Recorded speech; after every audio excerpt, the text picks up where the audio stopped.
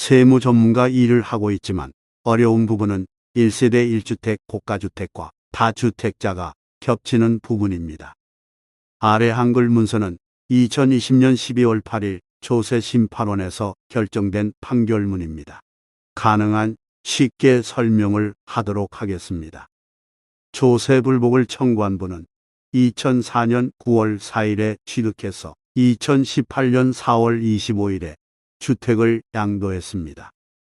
1세대 1주택 비과세로 판단하고 매도 가액이 9억 원을 넘어가는 부분에 대해서는 일반 세율을 적용하고 장기 보유특별 공제를 적용하여 2018년 5월 11일에 신고하였다고 합니다. 그러나 이분의 경우에는 신고에 오류가 있었습니다. 2020년 5월 15일에 9억 초과분에 대해서는 1세대 3주택이기 때문에 중과세와 장기 보유특별 공제를 배제하여 과세를 하게 되었습니다. 세법이 2018년 4월 1일부터 변경되는 내용이 적용되기 때문에 2018년 4월 25일에 양도를 하고 5월 11일에 신고를 한 상황에서는 처음 시행되는 내용에 대해서 정확히 알 수가 없었을 것으로 보입니다. 양도소득세법의 조문을 파이썬 프로그램의 소스 코드라고 보고서 한 줄 한 줄 해석을 하는 방식으로 설명드리도록 하겠습니다. 1세대 1주택 비과세, 9억 원 초과 고가주택 과세는 잘 알려진 사실입니다. 그런데 9억 초과 아파트는 부동산 하나로 보면 안 된다는 것입니다. 물리적으로는 당연히 하나이지만 세법에서는 두 개의 대상으로 규정하고 있습니다. 다주택자의 경우에는 장기 보유특별 공제가 적용이 되지 않는 규정입니다. 소득세법 제104조 제7항에는 다주택자에 대한 세율을 별도로 규정하고 있습니다. 다주택자에게는 양도소득세의 세율은 기본 세율에다가 추가 세율을 더하는 방식으로 설계가 되어 있습니다.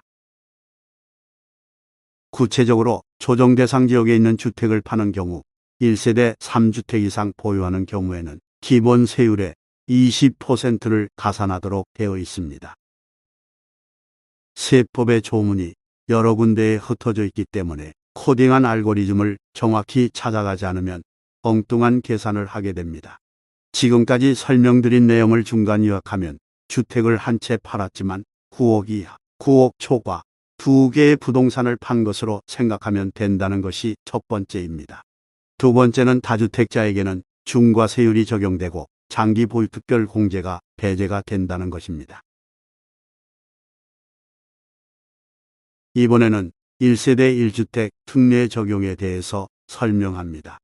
소득세법 시행령 제155조 제1항을 요약하면 아파트를 가지고 보유하다가 새로운 아파트를 사서 이사가는 경우에는 대체 취득이라고 해서 비과세를 적용한다는 것입니다. 제155조 제20항의 규정은 예를 들어 살고 있는 아파트가 한 채 있고 임대주택으로 등록되어 있는 주택이 여러 채가 있어도 살고 있는 아파트를 파는 경우 임대주택은 주택이 없는 것으로 보는 규정입니다. 소득세법 시행령 167조 23의 제1항 제2호의 규정은 임대주택을 파는 경우 중과세를 하지 않는다는 규정입니다. 장기 임대주택에 대한 구체적인 내용이 자세하게 코딩이 되어 있습니다.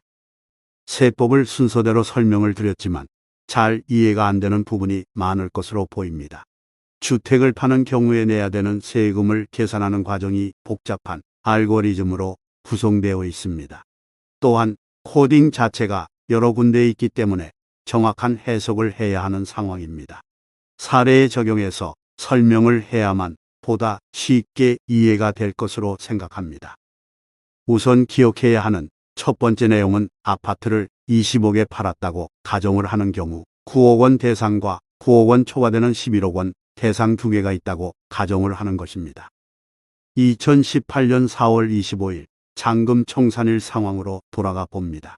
그렇다면 양도한 주택 한 채가 있지만 9억 원 이하 대상과 9억 원 초과 대상 두 개가 존재합니다.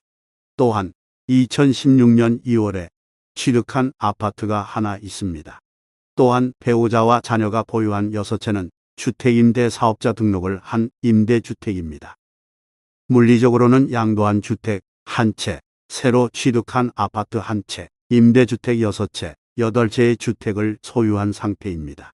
그렇다면 두 가지를 나누어서 생각을 하겠습니다. 먼저 9억 원 이하의 대상을 먼저 생각해 보겠습니다. 9억 원 이하의 대상이 비과세가 되는지를 판단해 보는 것입니다. 9억 원 이하의 대상이 비과세가 되는 논리는 두 가지입니다.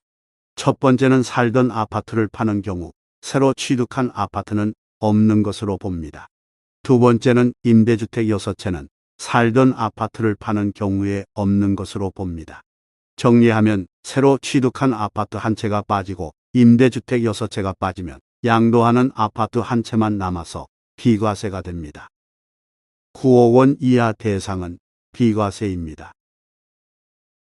9억 원 초과되는 대상에 대해서 판단을 해보겠습니다. 코딩된 세법으로 계산하면 주택수가 8채입니다. 코딩되어 있는 세법의 조문 어디에도 주택수에서 빠지는 규정이 없습니다. 중과가 안 된다는 규정도 없습니다.